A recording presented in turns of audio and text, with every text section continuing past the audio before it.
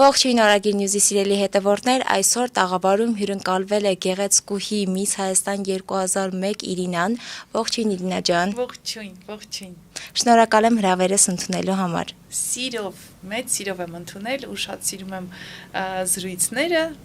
վստահ եմ, որ շատ գեղեցիկ զրույց ենք ունենալու ու հետաքրքիր ամենակարևորը։ Ես էլ եմ վստահ, այնպես ժպիտով խոսում եք, ես դրանից ավելի եմ ոգևորվում։ Սկսենք հենց մանկության տարիներից, մի փոքր վերհիշենք ձեր մանկությունը, որից հետո կանցնենք արդեն դպրոցական տարիներ։ Սկսենք պատմեմ մանկությունից։ Պատմեք ինչպիսի մանկություն եք ունեցել, որտեղ ինձ թվում է շատերին կհետաքրքրի։ Մանկությունս շատ վառ է ու շատ սենց գիտակցված տարիքը արդեն սկսվեց այն պահից, երբ Լուսինեն ծնվեց։ Իմ կյանքը լցվեց սենց մի տեսակ ուրիշ սիրով, ուրիշ էակով, առաջ լինում է, չէ, որ առաջին հայացքից հարցնում են, ասում են առաջին վայրկյանին ինչ ես զգում, ինչն ես հիշում մանկությունից, դա երևի հենց այն պահն է, որ Լուսինեին բերեցին տուն ու ես տեսա նրա փոքրիկ մռութիկը։ Ու դրանից հետո, որտեվ ես 4.5 տարեկան է, այսինքն իսկապես այն հիշողության վառ ընթացքը հենց երևի մոտավորապես 4-3 տարեկանից էլ սկսվում է։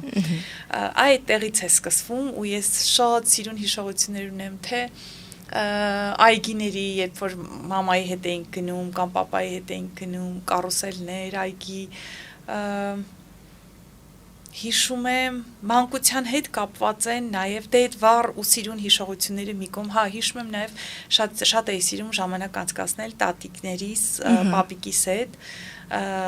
այգի էինք գնում, սենց անտառով էինք անցնում ու բոլոր իրանց ընկերները ճանապարհին դեպի մոնումենտի այգի գնալու, այդ անտառով անցնելիս, որը հիմա չկա արդեն այդ անտառը, հիշում եմ ոնց էին ինձ սիրում բոլոր այդ տատիկ պապիկները ու ես դրանից ավելի շատ էի հալվում ու շատ լավ էին զգում։ Էդ էլ վառ հիշողություններից մեկը։ Հիշում եմ իմ կապիկին խաղալիք, իմ լավագույն ընկերն էր կապիկը։ Էլ ինչ եմ հիշում։ Հիշում եմ նաև մի քիչ ավելի մանկությունից ավելի վերև, եթե բարձրանանք, մութ եւ ցուրտ, այսպես ասած 90-ականների տարիները, բայց ես շատ սիրով եմ հիշում ու շատ սենց վառ հիշողություններով, որտեվ երևի ծնողներից էր, որ այնպես էին արել, որ մենք վատ ձևով դա չընկալեինք, չզգայինք, չհիշեինք, հիշում եմ նույնիսկ ցախ հավաքելը, հա, մեր ընկերների հետ, երբ որ սանկայով գնում էինք ու ցախ էինք հավաքում տան համար, էդ էլ էր մեր համար շատ սենց ուրախալի մի խաղ ու ժամանց, որը որ միայն վառ է իմ հիշողության մեջ, տորթը, որը մայրիկս ոնց էր կոչվում, նեգրի ժպիտը, այդ տորթն եմ հիշում, որ շատ դժվարի պայմաններին էր պատրաստում, բայց որ պատրաստում էր մեր համար տոն էր էլի այդ տարիներին, դե վառարանի մոտ հավաքվելը բնականաբար, հիշում եմ դպրոցական տարիները էլի այդ տարիներին, ինքը երևի հատուկ սենց հիշողության մեջ դաջվել են այդ տարիները, որտեվ արտառոց բաներ, մի տեսակ հիշվող բաներ էին, ոնց էինք մենք վառարանի կողքը դասանում, բայց այդ ամեն ինչը, որ ես թվարկեցի, ես շատ սենց ժպիտով եմ հիշում ու լավ եմ հիշում, ու նորից եմ ուզում կրկնել երևի շնորհիվ ծնողներիս։ Իրինա, իսկ դպրոցական տարիները եւ համալսարանական տարիները ընդհանրապես ինչպես են անցել, արդյոք հարթ է ընթացել, թե որոշակի իհարկե խորթուբոր ճանապարհներով ես անցել։ Նախ ասեմ, որ շատ սիրել եմ սովորել, նույնիսկ երբ հիվանդանում էի, ես թաքցնում էի դա, որ հանկարծ ինձ տանը չպահեին, մայրիկս տենց մի քիչ ուներ, որ եթե վատ էինք զգում, ասում էր, չէ, ուրեմն տանը մնա, ինքս զգուշ էր շատ, ու ես դա հաշվի առնելով չէի ասում, որ կոկորդս ցավում է կամ չգիտեմ ջերմություն ունեմ, ես վեր էի գնում էի դասի, որտեվ շատ էի սիրում սովորելը, պրոցեսը, որը մինչ այժմ այդպես էլ մնացել է, ես կարող եմ անդադար սովորեմ տարբեր բաներ, ասենք, չգիտեմ, այն օրը գրվել եմ ֆրանսերենի, ու այդպես անընդհատ փորձում եմ սովորել։ Դրա համար շատ վառ ու շատ սիրուն են անցել, չնայած ուսանողական տարիների վերջի տարիները մի քիչ ավելի բարդ էր ինձ համար, որտեվ իմ մեգին էր ծնվել արդեն, իսկ ես դեռ 3-րդ կուրսի ուսանող էի, ու այդ process-ը մի քիչ բարդ էր, ես կերակրում էի, վազում էի դասի, կամ հայրիկս բերում էր արանքում մեգին ինձ մոտ հետո տանում էր, մի քիչ ավելի բարդացել էր process-ը, բայց երբ մեգին արդեն դարձավ 2 տարեկան, ես ավարտեցի համալսարան ու նորից ընդունվեցի մագիստրատուրայով ավարտեցի ու նորից ընդունվեցի գիտությունների ակադեմիա մագիստրատուրա այլ մասնագիտությամբ ու դա խոսում էր հենց նրա մասին, որ ոչ թե ես այդ դժվարություններից հիասթափվել էի կամ հոգնել էի կամ չգիտեմ ինչ որ տենց մի բան, այլ հակառակը ես ուզում էի էլի ու էլի շարունակեի սովորելը, այսինքն դա ոչ մի խոչընդոտ ինձ համար չէր հանդիսացել, ուղղակի փուլ էր, որը մի քիչ ավելի բարդ էր, բայց քանի որ սիրում էի սովորելը, բացարձակապես ուշադրություն չէի դարձնում։ Քանի որ եւ սովորելու նկատմամբ սեր եք ունեցել եւ արտակնապես գեղեցիկ եք եղել, արդյոք ինչպես են ընդունել շրջապատի մարդիկ, եղել է մրցակցություն, մրցակցային միջավայր եւ բացի դրանից մենք իհարկե տեսնում ենք հաջողված կերպար, բայց եղել են դժվար պայր, երբ որ ինքդ քեզ չես հավատացել։ Հենց նույն Miss Հայաստանի ժամանակ, այո, ես ինքս ինձ չէի հավատում, այդ հավատը ներշնչում էր մայրս, բայց ոչ թե որ ասում էր գնա դու ամենալավն ես, երբեք մեր տանը տենց բաներ չի եղել խոսակցություններ, դու ամենալավն ես, դու ամենախելացին ես, չէ, ռեալ, բայց միշտ քաջալերումը եղել է։ Ու մայրիկս էր հավատում, ասում էր, այ կտեսնես, լավ կլինի, 7-ի մեջ էլ կանցնես, միգուցե առավել լինես, հատկապես այդ ասում էր այն ժամանակ, երբ տեսնում էր, որ իսկապես, այսինքն մասնակիցներին տեսնելով հասկանում էր, որ կա այդ շանսը, որ ես կարող եմ դառնամ Miss Հայաստան, բայց բնականաբար տենց չէր նստում ու ասում, դու ես դառնալու Miss Հայաստան, որ հետո հանկարծ չդառնայի, դա էլա չէ, վատ, երբ որ երեխային շատ ես ոգևորում ինչ-որ մրցույթի ժամանակ, դա կարող է շախմատ լինի, սպորտ լինի ու չի հաղթում երեխան, դա արդեն վատ է։ Չնայած ես երեխա չէի այդ ժամանակ 19 տարեկան էի արդեն, բայց միևնույն է, այդ ոգեշնչող բաները, լիցքերը ես տանում էի իմ մայրիկից։ Ու մասնակցեցի շատ ոգևորված, բայց միևնույն է չէի հավատում, ես մի քիչ տենց կոմպլեքսի նման բաներ ունեցել եմ, որը գնալով անցել է, վերացել է, հիմա կարող եմ ասել ընդհանրապես կոմպլեքս չունեմ, ես կարող եմ փողոցի որ մի ուզածս իմ անկյունում կանգնել ու երգել ու ապարել, չգիտեմ, կոմպլեքսներից ծայրից ծայր ձերբազատվել եմ տարիների ընթացքում, աշխատելով ինձ վրա։ Եվ երբ դարձա Miss Հայաստան, երևի այդ ժամանակ չէի հավատում։ Սենց որ հետ եմ գնում, ես ոնց որ չհավատայի, ոնց որ ինչ-որ մի հատ երազ լիներ այդ ամեն ինչը։ Երևի այդ դաժան մրցակցային բանը երևի զգացել եմ միայն Miss Հայաստանի օրը, որ ես ընդհանրապես չէի սպասում մարդկանցից, աղջիկներից, հատկապես իմ տարեկից աղջիկներից, որ կարող են օրինակ կոշիկը կոտրել, որը որ ինձ հետ եղավ, հա, զգեստը պահել, իհարկե ամեն ինչի լուծումը գտնվում էր կոտրած կոշիկով էլ դուրս եկա,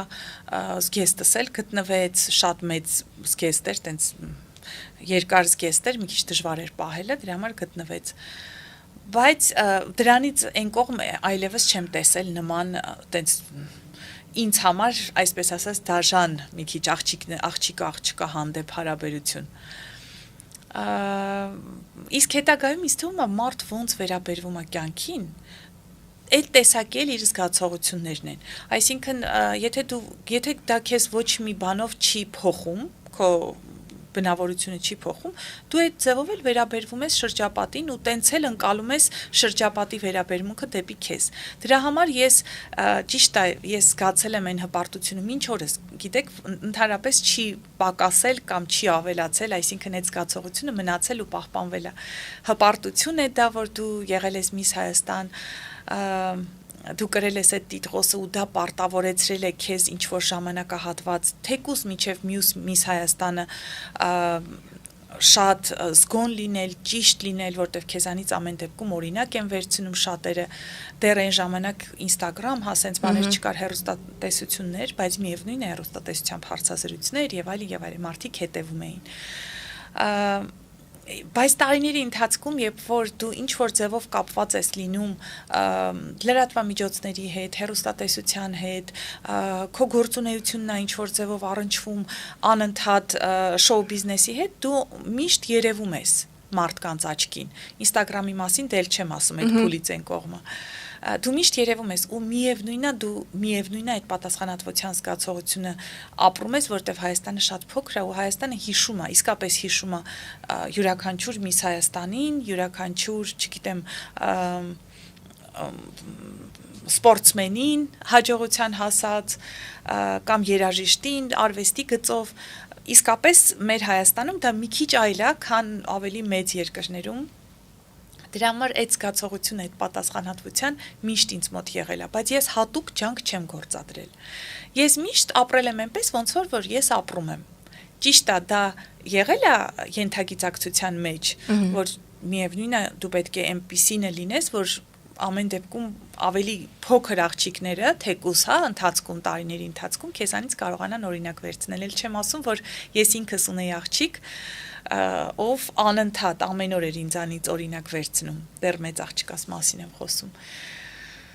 Ու սա է ուզում ասել, որ ես այսինքն ապրում էի այնպես, ինչպես որ ապրում էի, ու ինչ որ հատուկ բաներ, չնայած ինչ ասես կատարվում էր իմ շուրջը, նույն համալսարանը հավաքեց բոլոր ուսանողներին, շնորհակալություն հայտնեց, Միս Հայաստանից հետո նվեր նվիրեց, այդ ամեն ինչը օրենքով, որ խորանում ես, կարող է եւ ազդեր, բայց բացարձակ, նույնիսկ 1%-ով ինձ վրա, իմ բնավորության վրա ազդեցություն չունեցավ, որտեվ ես ոնց կա այդպեսինը մնացի։ Նաև շատ կարևոր բան ընթացքում նշեցիք, որ եղել են որոշակի կոմպլեքսներ, որոնք հաղթահարել եք ինքնուսուցման միջոցով, ձեր վրա աշխատելու միջոցով։ Խոսենք դրանց մասին, որտեվ անընդհատ էկրանների առջև եք, ձեզ բոլորը տեսնում են, մանավանդ այդ տիտղոսը նաև կա, կան լիքը կոմպլեքսներ, ինչպես եք հաղթահարել դրանք։ Շատ նորից կրկնեմ, որ շատ կոմպլեքսավորված էի, ամաչում էի նույնիսկ բոյիցս դպրոցական տարիներին, երբ որ ֆիզկուլտուրայի դասին ինձ առաջն էին կանգնացնում, որտեվ ես բոյով էի, իսկ բոյը գեղեցիկ բան է, բայց միևնույն է։ Ես դրանից կոմպլեքսավորվում էի, ես կոմպլեքսավորվում էի, մազերը կարճ էր, այսպես էր, միշտ այն երկար մազերը չունեի սիրուն, ու ես դրանից էլ էի կոմպլեքսավորվում, իսկ այն տարիներին կարճ էին մազերը կտրում, սովորություն էր, երևի այդ մութ ցուրտ տարիները նաև դեր խաղացին, չգիտեմ, ինչ ասես կար այն ժամանակ, երևի դա էլ էր պատճառ հանդիսանում, որ շատ աղջիկների մոտ երկար մազեր չկար, ու մեր մաման էլ էր կարճ կտրում։ Դա էլ էր ինձ մոտ կոմպլեքս, ու ես էլ շատ մեղմ երեխա եմ եղել, ես տենց չեմ պայքարել, որ չէ, ես ուզում եմ երկար մազ ու վերջ։ Ես տենց մեղմ եմ եղել, ու այդ ամեն ինչը իմ մեջ է ոնց որ մնացել։ Բայց եկավ մի պահ 8-րդ դասարանում, երբ որ դպրոցում եղավ մրցույթ պատանի ժուրնալիստիկայի դպրոցի ուսանողներ էին, այսպես ասած, հավաքում։ Չնայած մենք դպրոցական էինք դեռ։ Ավակ դպրոց առաջ չկար, բայց նման մի բան, 8-րդ, 9-րդ, 10-րդ դասարանի համար 3 տարվա։ Պուշկինի վրա էր պատանի ժուրնալիստի դպրոցի, հիմա չգիտեմ այնտեղ չի, թե կա թե չկա, միգուցե նույնիսկ չլինի։ Եվ շարադրությամբ էին ընտրում, դպրոցից 3 հոգով անցանք։ Եվ ես ամեն օր դասերից հետո գնում էի պատանի ժուրնալիստի դպրոց, որը ինձ անընդհատ բացում էր, որովհետև մենք հարցազրույցներ էինք վերցնում, մենք ստանում ենք հանձնարարություն, որ պետք է փողոցով քայլենք ու մարդկանցից դիկտաֆոնով հարցազրույցներ վերցնենք, խոսացնենք մարդկանց, որոնք նույնիսկ շատ տենց լուրջ են։ Այդ ամեն ինչը բնականաբար կոմպլեքսը բացում էր։ Բայց դրա հետ մեկտեղ 8-րդ դասարանի ընթացքում ես նաև բացահայտեցի, որ մեր տանից մի քիչ վերև կա կանազի մշակույթի պալատ, որտեղ կան տարբեր խմբակներ։ Ու ես արդեն ազատ էի այն առումով, որ էլ իմ ձեռքը բռնած չէին տանում ինձ դպրոց, ես այնքան էի մեծացել, որ ես ինքնուրույն, այսինքն մաման չէր ասի, ես ժամանակ չունեմ, այդքան պարապմունքի քեզ տանելու։ Ես գնացի կանազի մշակույթի պալատ, հետաքրքրվեցի խմբակներով ու տեսա, որ կա կարուձև, որը ինձ պետք է, ասմունքի, ֆրանսերենի, ջազ, ռեփ, բալետ, ինչ որ sense խառը պարեր, չգիտեմ, տենց ինչ-որ մի բան էր, ու հայկական պարեր։ Ես բոլոր խմբակները որոշեցի ընդունվել։ Ու բնականաբար, մի օր կանազի մշակույթի բեմում ես ասմունքում էի, մի օր ջազ բալետ էի պարում, մի օր հայկական էի պարում, ու այդպես։ Չեմ կարող ասել շատ խորացված, սենց շատ մասնագիտական, չէ, խմբակներ էին սենց թեթև, բայց ես ամեն օր բեմի վրա էի։ Ամեն օր ես բեմի վրա էի, որը ինձ օգնում էր եւ այն ժուրնալիստիկան օգնում էր սրան։ Մոտավորապես 8-ից 9-րդ կամ 10-րդ դասարանում ես գրեթե ձերբազատվել էի 99%-ով բոլոր կոմպլեքսներից։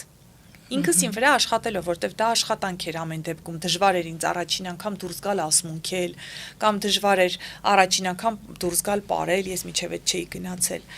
Նույնիսկ հիշում եմ, երբ որ ծնողներիս ասում էի կգաք այսօր նայեք մեր բանն է, ելույթն է, մի օր մաման ասեց ամեն օր հո չենք կարող գանք, ամեն օր դու բեմի վրա ես, ամեն օր չենք կարող գանք, գոնե ոնց որ ինտերնալներով շաբաթը ասենք 2-3 անգամ,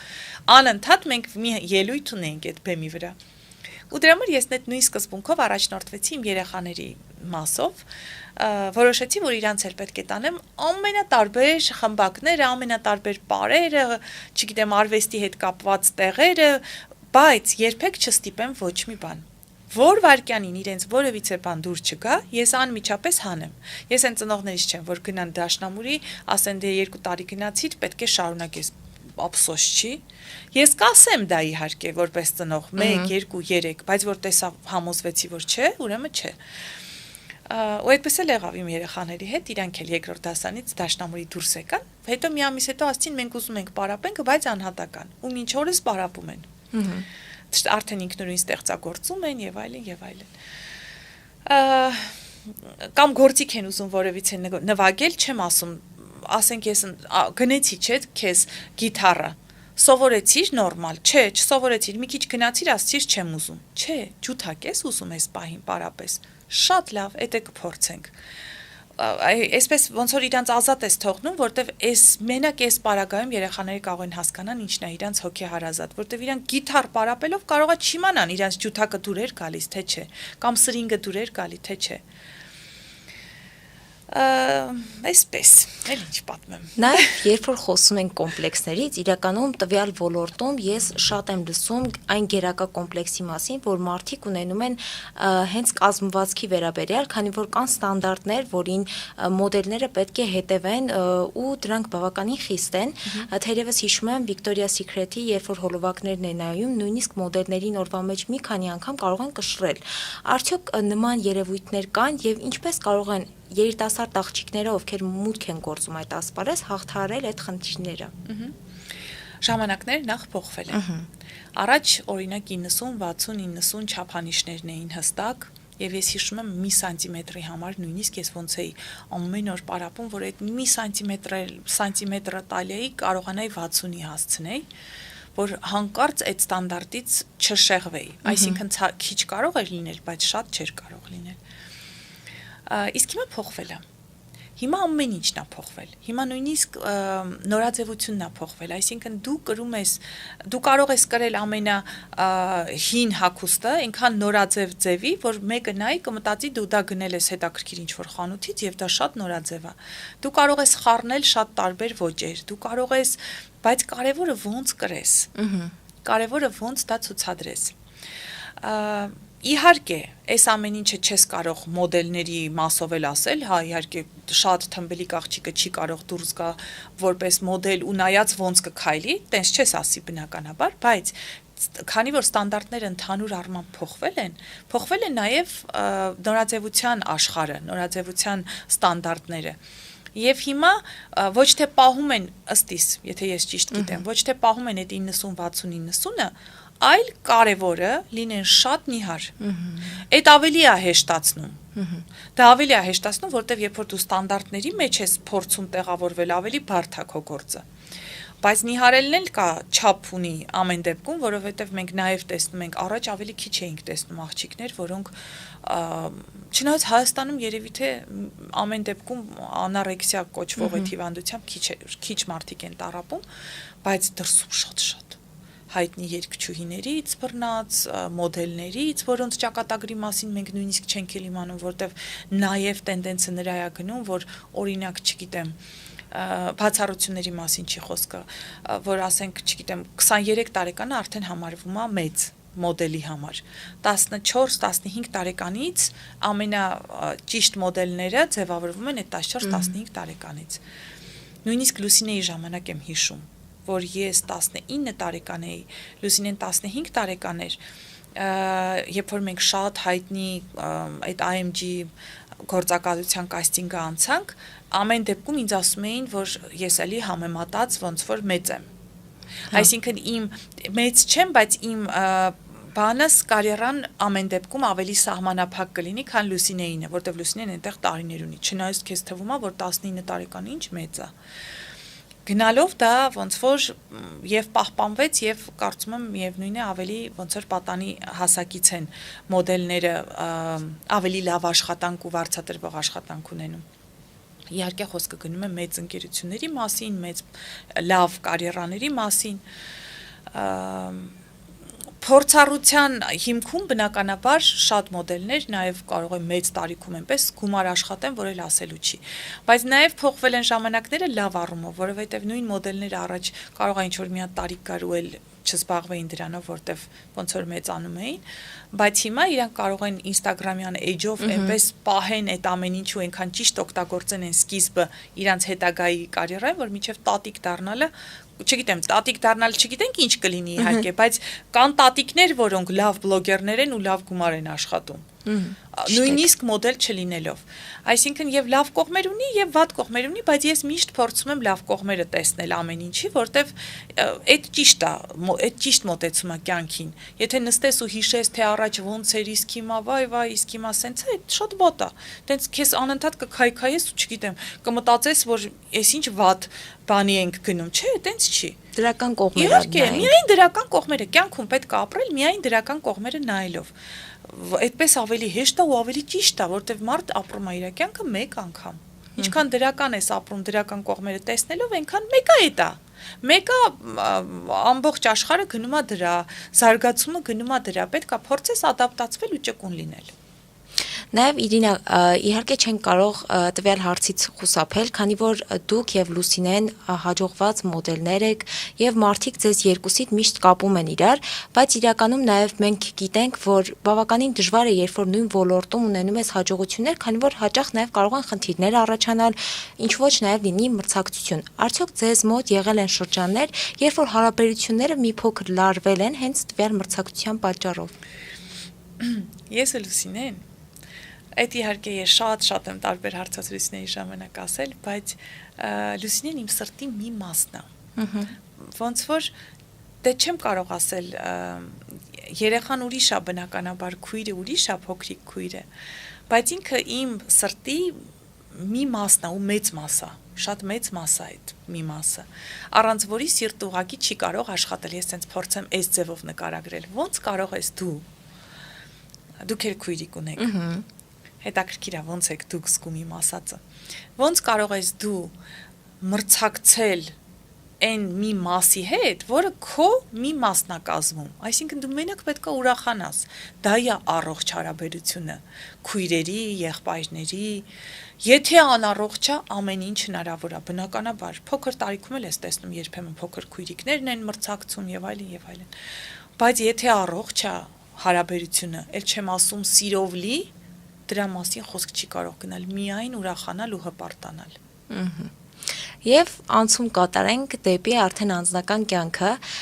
իհարկե կրկին բավականին շատ ասել եք, բայց պատմեք ձեր եւ ձեր ամուսնու Դավիթի ծանոթության մասին։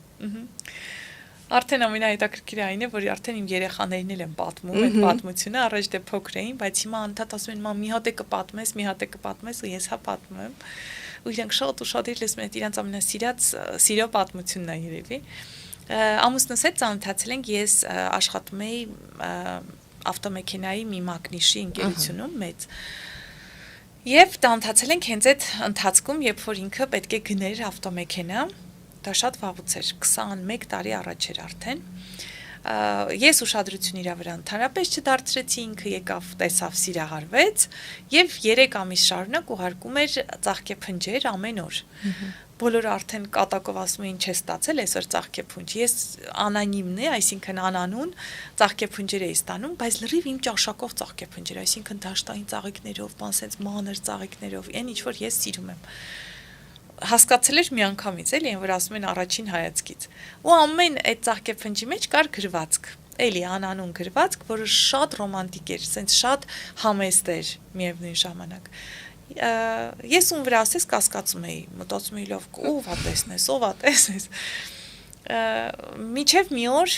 ինքը արդեն համարձակվեց ու ասաց, որ դա ինքն է, զանգելով մեր գրասենյակի հենց հեռախոսահամարով, ու երբ ես նամակ գրեցի հեռախոսահամարին, առաջին հին հեռախոսներն էին, մի քիչ ավելի, նամակ գրեցի, որ միգուցե դուք չգիտեք, որ ես աղջիկ ունեմ, զգուշացնեմ, էլի, մտածում եմ, իդ կգրեմ ու այս թեման կփակեմ, որտեվ հավեսել չունեի, ինչքան էլ հաճելի էր այդ ծաղիկները, բայց ես տենց ոնց որ աշխատանքով տարված, իմ երեխայով, ուսումով այդ ժամանակ նորից էի ընդունվել, սովորում էի, բայց ինքան մի հատ մեծ նամակ ստացա ու սենց սրտին կպնող նամակ ստացա ի պատասխան, որ ես պատկերացնում եմ ձեր աղջիկը, այդ ամենամեծ կոմպլիմենտն էր, որ աղջիկ ունեք, ձեր նման գեղեցիկ է, այս տեսակի, դեմ բառերով տենց մանրամասն չեմ պատմի, ու ես այդ նամակին ու այն ծաղիկներին առանց հիշելու թե ով էր այդ ուղարկողը, սիրահարվեցի։ Մենակ նամակին եւ ծաղիկները հիշելով այդ բոլոր ինչ բանը հետաքրքիր է։ Եվ մենք մոտավորապես մի 3 ամիս, դե քանի որ սիրահարվեցի, որոշեցի չմերժել։ Անպայման, երբ որ հրավիրեց, որոշեցի չմերժել եւ դուրս գալ։ Բայց պայմանս այն էր, որ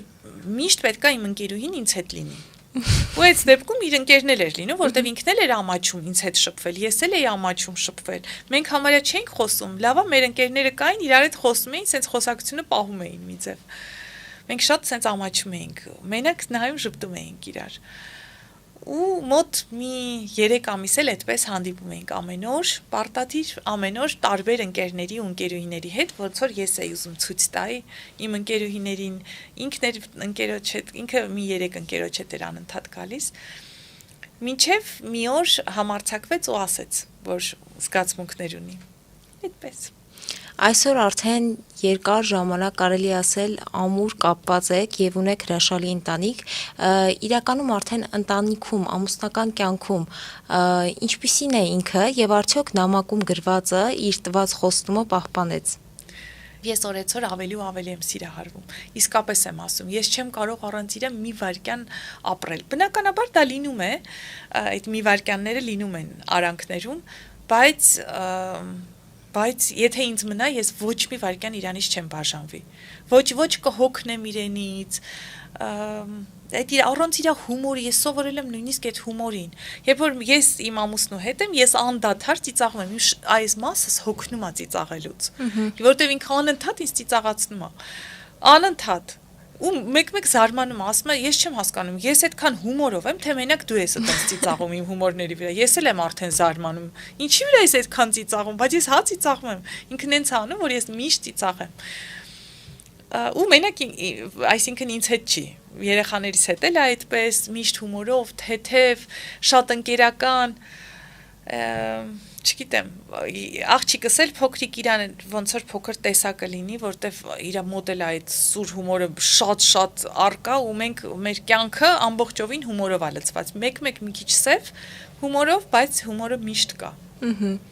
Նաև խոսենք դուստրերի մասին, իրականում նրանք մի այգուն պատկանող ծաղիկներ են, բայց ինձ թվում է տարբեր ծաղիկներ են, եթե ներկայացնեք ինչպիսին են ձեր աղջիկները։ Իրենք շատ տարբեր են, ճիշտ եք, ու ինձ թվում է շատ ընտանիքներում է այդպես, որ երեխաները տարբեր են, որը շատ լավ է ու շատ հետաքրքիր է ավելի, բայց միևնույն ժամանակ մեկը մյուսին շատ նման։ Միջնեկս ինչ-որ բանով մեծիս է նման, փոքրը ինչ-որ բանով մեծին է նման, փոքրերը իրար հետ նմանություն ունեն, սենց խառնա շատ։ Խառնա ընդհանուր, այսինքն ինձանից էլ մի գիծ ունեն, հայրիկից էլ մի գիծ ունեն,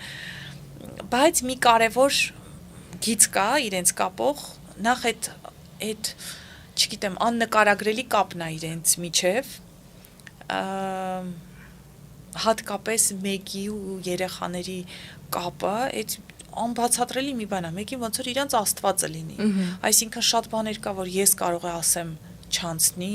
ես կարող եմ ասեմ իրենք չընդունեն, իրենք չհամարեն, որ դա ճիշտ է, բայց մեկի ասածը այդ մի ուրիշ ուժ ունի։ Մեկին իրանց համար ու ոչ թե որ քաշվում են, չէ, իրենք շատ սիրում են, սիրելով է այդ ամեն ինչը, բայց նաև ուժ ունի։ Ես էլ եմ զարմանում, ոնց է կարողացել, ոնց են հասել դրա։ Այդ ինձ համար միշտ սենց ոնց որ մեր կյանքը դա մի հատ ֆիլմ է, որ ամեն օր սենց նայում ես ու զարմանում ես ու հաջորդ սերիան ավելի հետաքրքիր է, մյուս ավելի հետաքրքիր զարգացում ունենում։ Բայց մի կարևոր գիծ կա, որ երեքն էլ ունեն, դա բարությունն է։ Դա վստահ, դա բարությունն է, որը որ ես զգում եմ ամեն իրենց կյանքի փուլում, ամեն փոքրիկ արարքներում, այսինքն մենք նույնիսկ փողոցով երբ որ անցնում ենք, թե մեկի մոտ էր տենց, թե փոքրերի մոտ էր տենց, դուրս լինի, ներս լինի Հայաստան, Հայաստանից դուրս կապ չունի, եթե հանկարծ ես ու ամուսինս ինչ որ որևիցե մեկի ում հարկավոր էր այդ գումարը այդ պահին, մենք չտվեցինք, փոքր մեծ կապ չունի, դրա մասին չի խոսքը։ Այդ պահին չօգնեցինք, մենք մեր աղջիկների աչքից ուղղակի կընկնենք։ Դրա համար մենք էլ ենք սովորել արդեն, որ չնայած մենք գիտենք որտեղ ոնց ինչ,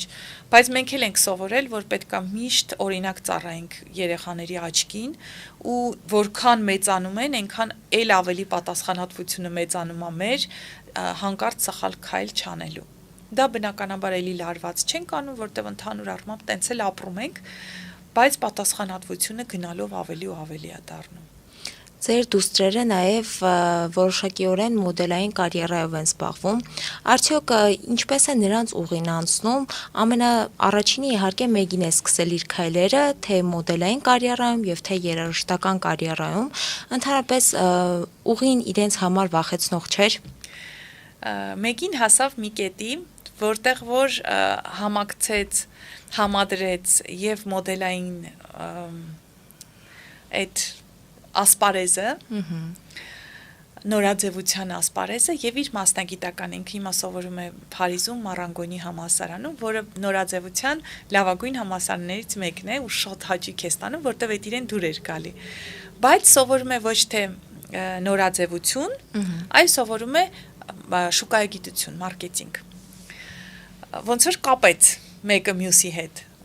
Ինքը հասավ այն կետին, որը որ այն ամենալավ լուծումն էր իր համար։ Երեխաները, որ ասեմ նորաձևությամբ հենց հիմա շարունակում են որպես մոդել, սուտ կլինի։ Իրենք նկարահանվում են տարբեր գովազդներում, բաներում, բայց որպես մոդել ժամանակ առ ժամանակ քայլում են այնքանով, ինչքանով որ կար պահանջարկը։ Բայց իմ միջնեկ աղջիկը իր կյանքը վստահ եմ կապելու է նորաձևության հետ, որտեղ ինքը ստեղծում է հագուստներ իր ձեռքերով գործելով եւ ցուցադրությունների է մասնակցում, այսինքն կազմակերպչական մասով։ Երբ իրեն հրավիրում են, ինքը ցուցադրությունն է ամբողջ իրականացնում իր կոլեկցիայի, իր հավաքածուների։ Հիմա օրինակ նոր հավաքածու է ստեղծում ու այդպես։ Այնպես որ դեռ մեծս ու միջնեկը ես արդեն պատկերացնում եմ իրանք ինչ ձևով են կապված լինելու նորաձևության հետ։ Ոչ որպես մոդել։ Մոդելը արտահայտվում է երևի ավելի շատ գովազդներում, ինչ որ sense բաներում, բնականաբար իրանց հագուստը երբեմն կարող է ցույց տան հենց միջնեկից կարած։ Բայց որ ասեմ մոդելային կարիերայով հետաքրքրված են, տարված են, սուտ կլինի, եթե անկեղծ։ Հիմա ավելի շատ ես իրենց այս մասով եմ պատկերացնում, որը շատ քիչ այն պատկերացումը, ամենակարևորը իրանցն է, որտեվ կարող է մի օր զարթնեն ու լրիվ ուրիշ մի բան պատկերացնեն ու մի ուրիշ բանով զբաղվեն, այդ տենց է կյանքը ուղղակի, բայց այս պահին այդպես է։ Իսկ փոքրը լրիվ ուրիշ է։ Փոքրը օրինակ ուզում է դառնա ճարտարապետ ու ինչ որ փոքրիկ քայլեր նկատվում է։ Ինքը տան տարբերվողն է։ Փոքրն է երևի։ Նաև սոցիալական հարթակներում բավականին հետաքրքիր հոլովակներ են հենց փոքրիկները գցում։ Հիշում եմ երեխաներից մեկը չելենջներ էր սկսել, երբ որ հետևորդներ ավելանան, ինքը ընտրում է թվով տվյալ հետևորդներից մեկին, այսինքն իրենք սիրում են հենց մարդկանց հետ անմիջական շփվել ու գնալով հանրությունը իրենց շատ սիրեց։ Նույնիսկ շատերը չգիտեին, որ ձեր դուստրերն են հենց։ Ինձ թվում է իրանց այդ հայտնիության բանը սկսվեց այն պահից, երբ նրանք Հրանտ Թոխատյանի հաղորդմանը մասնակցեցին մեծ փոքրիկների, բայց ուղակի չմասնակցեցին, որտեվ նրանց հաղորդումները շատ հումորային էր։ Ու այդ այն հումորն է, որը որ հայրիկից է գալիս, որտեվ ես հասկանում եմ հումոր, բայց հումոր անել շատ չի ստացվում ինձ մոտ։ Շատ հումորային էր, իսկապես հումորային ծրագիր էր ու իրենց հրավիրում էին անընդհատ իրանք այդ ծրագրի հյուրն էին լինում։ Ինձ թվում է սա եղել է ըստ իմ փորձի անցած, այսինքն երգել են, էսեն արել, ֆիլմում են նկարվել բան, բայց ամենաշատ հայտնությունը բերեց հենց այդ ծրագրերը բարբերաբար իրականացվող։ Եվ նաև ֆիլմում նկարահանվել է։ Ես սա Մեգի Սպանովել եմ հիշում, Մեգին տարիներով սիրիալում էր նկարվում, եւ մնացած այդ իր երգել այդ ամեն ինչը մի կողմ, ինչքան էլ փոքր մեր հասարակությունը եւ տենց էլ գիտեին, բայց ես հիշում եմ, որ մենք փողոցով քայլում էինք, բոլորը իրեն Սոնա էին ասում, ոչ թե Մեգի։ Սերիալից են հիշում եւ ֆիլմերը ըստ իս ինձ թվում է հիմա Հայաստանում շատ տենց դիտվող են ու շատ են նայում մարդիկ ֆիլմեր։ Եվ նաև սոցցանցերը։ Սոցցանց, էջի լավ նկատեցիք, երեխաները ոչ մի կոմպլեքս չունեն, ի տարբերություն իրենց մայրիկի շատ վաղ տարիքից, ընդհանրապես կոմպլեքս չունեն, բայց նաև գիտեն չափ։ Այս շատ կարևոր է, իրենք միշտ շատ չափված են մեծահասակների հետ, իրենք դրսում այնքան դաստիարակված են իրենց պահում, որ ինձ մարդիկ, որ ասում են, «Բա ինչ դաստիարակված երեխաներ ունեք», ես հասկանում եմ, որ իրենք շատ լավ գիտեն չափը։ Ինչքան էլ կարող է տանը լրիվ ուրիշ ձևի լինեն, իրենք ավելի ազատ, ավելի մի քիչ փոքր տարիքում ավելի կարող է լկստված ինչ-որ սենց, բայց համով չափի մեջ, բայց դրսում իրանց պահել գիտեն ու այդ ամենակարևորն է, իրենք շատ լավ գիտեն որտեղ, ոնց, ինչ։ Հա, սոցհարթակները բնականաբար իդեպ իմ փոքրիկ աղջիկը հիմա հանրային հեռուստատեսությամբ վարում է Բարի Լույսի weekend-ի ռուբրիկա մի հատ մի տղա երեխայի հետ։ Ոնց որ այդ ամեն ինչը էլի քիչ բերում է մի քիչ ավելի լուրջ քայլերի։ Այսպես։ Եվ եթե ամփոփենք, քանի որ անձեք ով թե ընտանիքում եւ թե ընտանիքից դուրս կարողանում է կերտել իր ընդհանրապես առօրյան, ինչ խորհուրդ կտաք մեր հայ կանանց աղջիկներին, ինչ պետք է անեն, որպեսզի իրենց ապագան ավելի լավը լինի։ Ինչ լավ հարց տվեցիք։ Ու այնքան մեղմ ասեցիք, այնքան սիրուն է ասեցիք, արտահայտության մասին է խոսքը, որ ես գացի այն անկեղծությունը, որը որ կար ձեր խոսքում։ Ուղղակի ավելի լավ է լինի։ Այդ խոսքերը արդեն ամեն ինչ ասում են։ Այսինքն պետք չի այնպիսի մի խորհուրդ տալ, որը որ մեծ ինչ-որ բաների հետ է կապված։ Ուղղակի կանայք պետք է այնպիսի առօրյա ունենան, որ իրանք լավը զգան։ Ամենակարևորը սա է։ Դա գալիս է գլխից։ Ամենաառաջին հերթին գլխից։ Շատ տարբեր տարբերակներ կան, մեկի ամուսինը չի թողնում աշխատել, մյուսը ծանրաբեռնված է երեխաներով, մյուս կինը կարող է աշխատում է մի հատ ծանրաբեռնված աշխատանքի վայրում, որտեղ որ ժամանակ իրան չի մնում իրանով զբաղվելու, միևնույնն է գալիս է մեր գլխից։ Որ պահին մենք մեզ տանք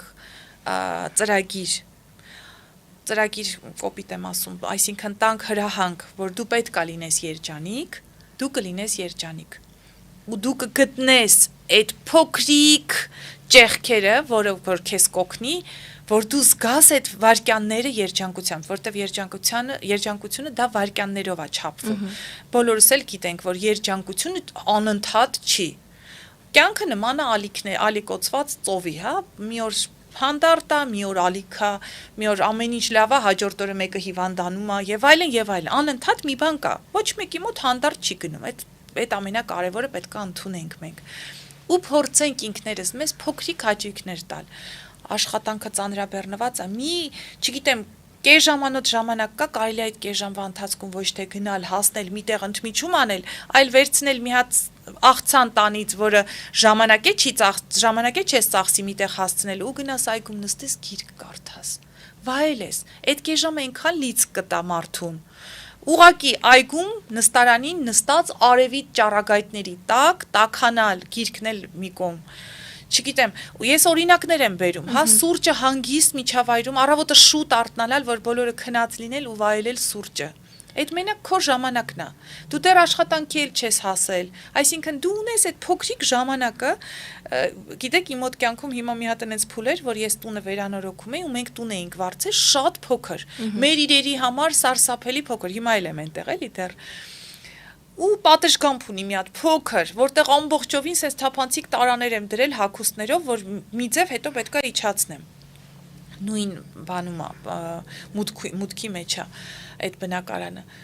Ուրեմն քարից փոքր այսպես մի հատ ինձ հատված է մնացել իմ սուրճի համար, բայց երբ որ ես առավոտյան այդ պատշգամբը դուրս եմ գալիս, մի հատ երկաթից փոքր սեղանիկ ունեմ։ Էդ է տեղավորվում որտեվ։ Կամ նույնիսկ քարի վրա կարող էի դնել սուրճս։ Ու խմում եմ այդ սուրճը լռության մեջ ու լսում եմ այդ թռչունների ձայնը, արևի այդ դուրս գալը վայելում եմ, այդ ինձ ամբողջ օրվա համար հերիք է, որ ես ուղակի ինձ կամ երջանիկ։ Էլ չեմ ասում, որ ես իմ երեխային կարող եմ արթնացնեմ պաճ պչելով, հա, այդ գուրգուրանքով, իրանից ստանամ այդ գուրգուրանքը, այդ էլ է ինձ տալիս, այդ դրանք անբացատրելի փոքրիկ բաներ են, որոնք մեզ դարձնում են երջանիկ, այսինքն մեր ուղեղիցը այնքան կան այդ փոքր բաները, կամ պետքա նկատենք, կամ պետքա չնկատենք։ Ու վերջ։ Կարող ես ամեն ինչ ունենաս, գումար, ժամանակ, չգիտեմ, դայակներ, որ ժամանակը շատ լինի, բայց դու չզգաս քեզ երջանիկ, որտեվ դու չկարողանաս բավարարվես այն ամեն ինչով, ինչը ունես, չգնահատես այն ինչը, որ ունես, ու կարող է հակառակը լրիվ լինել։ Իլինա, շնորհակալ եմ նման հրաշալի զրույցի համար, դուք խոսում եք երջանկության մասին, բայց ինձ ամբողջ ընթացքում հենց երջանիկ դարձրեցիք ձեր խոսքերով, չգիտեմ, շնորհակալ եմ շատ։ Ես էլ եմ շնորհակալ, որ կարողացանք ունեցանք հնարավորություն այսքան ջերմ ու լավ թեմաների շուրջ խոսելու։ Ձեզ եւս շնորհակալ ենք, սիրելի հետևորդներ, վստահ եմ, որ ձեզ դուր կգա մեր զրույցը, կհանդիպենք հաջորդ կիրակի։